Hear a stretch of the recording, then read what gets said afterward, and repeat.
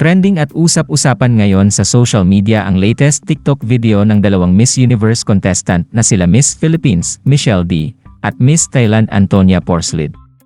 Kasalukuyang magkasama ngayon ang dalawa sa bansang Mexico para i-promote ang susunod na Miss Universe na doon gaganapin next year. Nitong nagdaan na mga araw ay nasaksihan ng publiko ang kulitan at harutan ng dalawang beauty queen, kakaibang araw ang chemistry ng pagkakaibigan ng dalawa.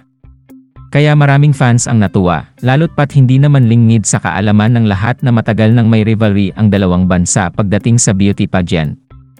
Kaya magandang makita na hindi lang nagkakasundo ang dalawang kandidata kundi naging matalik pang magkaibigan.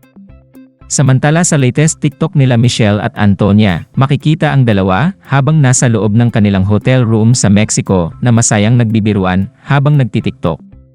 Captions ni Michelle: "Mabuhay, sawadika. Who can relate?" Pabirong komento tuloy ng ilan, di man naiuwi ni Michelle ang korona ng Miss Universe, ay si Miss Thailand naman ang iuwi niya ng Pilipinas.